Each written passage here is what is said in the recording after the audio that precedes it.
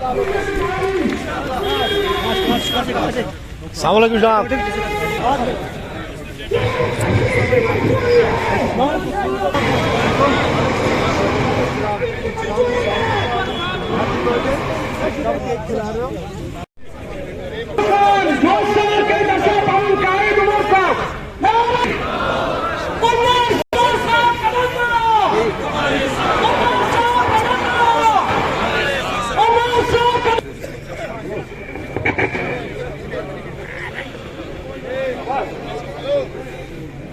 मेरे कांस्टिट्यूंसी इंचार्ज और जवाब आज जम्मू कश्मीर के लोग आपसे उन लोगों चीजों के बारे में जवाब मांगते हैं, फिर आप 96 की बात करो।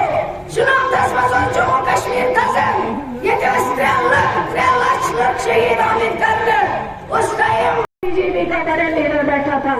आज जब खड़ी हुई जब आप जम्मू कश्मीर के मुझे बहुत कुछ कहना था, लेकिन यहाँ शोर है, मैं कुछ नहीं कहूँगी।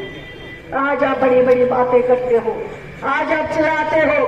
उस वक्त आपको मौका दिया गया था, लेकिन उस वक्त आज की परेशान चाहे से बिजली हो मस्त था। ये फिक्स्ड मैच चल रहा है, ये दोनों एक दूसरे के पीछे छुप जाते हैं। जब आप बीजेपी से पूछते हो कि इलेक्शन क्यों नहीं हो रहे, वो कहते हैं इलेक्शन कमीशन को फैसला करना। तो जब आप इलेक्शन कमीशन से बिल्कुल यही सवाल करते हो कि इलेक्शन क्यों नहीं हो रहे, वो कहते हैं ना हमें मरकज की हुकूमत के साथ मशवरा करना। ये इस फिक्स्ड मैच में अगर किसी को शिकार बनाया जा रहा है, वो जम्मू कश्मीर की आवाम है जो ये चाहती है कि उनको एक मौका मिले, अपनी मर्जी का यहाँ पे वो हुकूमत कायम करना चाहते हैं। लेकिन अफसोस से कहना पड़ता है कि 2014 के बाद उनको इस मौके से जो है बिल्कुल महरूम रखा जा रहा है। फिर तो पूरा जम्मू कश्मीर ही विलायत जाता होगा, क्योंकि मुझे जम्मू कश्मीर में अभी तक कोई ऐसा नहीं दिखा, मां सिवाय वो 2-4 लोग जो बीजेपी के दफ्तर के बाहर नाचते हैं। मुझे जम्मू कश्मीर में कोई नहीं दिखा जिसको बदलाव नजर आ रहा है, और वो बदलाव जिसमें बेहतरी। बदलाव हम सबको नजर आ रहा है, लेकिन जो बदलाव हम देख रहे हैं उसमें हमारी बर्बादी है, उसमें तबाही है, उसमें जम्मू कश्मीर को नुकसान हुआ है, जम्मू कश्मीर को और तो और जम्मू कश्मीर की ही हम बात करें, लद्दाख की बात करिए। क्या लद्दाख के लोगों को बदलाव नजर आया? शायद वो भी लंदन छुट्टी मनाने जा रहे होंगे, क्योंकि करगिल के लोगों ने हाल ही में ये साबित किया कि उनको कोई बदलाव नजर नहीं आया। और लेह के लोग भी आज नाराज हैं। अगर वो 6 शेड्यूल मांग रहे हैं तो क्यों मांग रहे हैं? क्योंकि उनको कोई बेहतरी नजर नहीं आई, कोई बदलाव नजर नहीं आया। तो ठीक है, अगर सारे जम्मू कश्मीर के लोग और लद्दाख के लोग इतने खुशकिस्मत हैं कि वो लंदन छुट्टी मनाने जाते हैं, तो मैं क्या कह सकता हूँ। सर अमित, इससे पहले तो हम सुन रहे थे कि पीओके को वापस लाया जा रहा है, अब सिर्फ नुमाइंदगी पे ही बात खत्म हो गई। जहां तक नुमाइंदगी की बात है, हमने सीट रिजर्व करके रखे हैं ना। हमारे असेंबली में पीओके के लोगों के लिए सीटें रिजर्व हैं 47 से आज तक। वो अपना काम करें, उसके बाद सीटें भरें।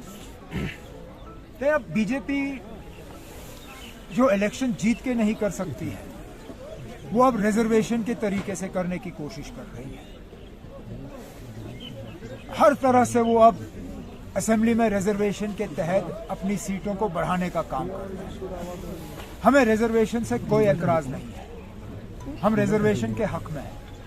इससे पहले भी हमने रिजर्वेशन जो है लेडीज और इस तरह का दिया हुआ है, लेकिन रिजर्वेशन भरने का काम इलेक्टेड गवर्नमेंट को करना चाहिए, न वो जो बिना इलेक्ट करके गवर्नमेंट ऑफ इंडिया की तरफ से नॉमिनेट होके आए। ये जो एलजी साहब को सीटें भरने का जो इख्तियार दिया जा रहा है, ये सरासर गलत है।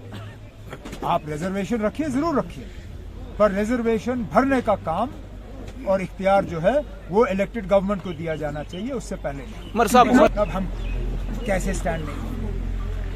पिछले दिनों तो ही हमने सुप्रीम कोर्ट में सबसे पहले तो हम ही आए, और सबसे मतलब बेहतरीन से बेहतरीन वकील नेशनल कॉन्फ्रेंस की तरफ से हुए।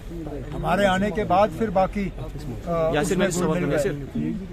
बाकी तंजीमों ने भी फिर उसमें अपनी कोशिशें रखी, लेकिन शुरुआत तो मसूदी साहब और अकबर लोन साहब ने की, और आगे भी सुप्रीम कोर्ट का एक तरफ हमारी सियासी लड़ाई जो है वो चलती रहेगी। उमर साहब जिस तरह से हाल ही में बीजेपी ने 3 राज्यों में कामयाबी हासिल, क्या लगता है आपको कि 2024 क्या जिस तरह से हाल ही में बीजेपी ने 3 राज्यों पे जो है यानी कामयाबी पे हासिल किया, तो क्या लग रहा है आपको कि आने वाले 2024 के इंतखाबात पे उसका कोई असर अंदाज होगा? हाँ, हो सकता है असर हो, क्योंकि अगर आपको याद होगा 5 साल पहले भी इसी तरह इलेक्शन हुए थे और 3 रियासतों में कांग्रेस ने कामयाबी हासिल की, लेकिन पार्लियामेंट में फिर बीजेपी जीती। इस बार इन 3 रियासतों में बीजेपी ने कामयाबी हासिल की। मुमकिन है पार्लियामेंट में अपोजिशन वाले कामयाबी हासिल करेंगे। बहुत बहुत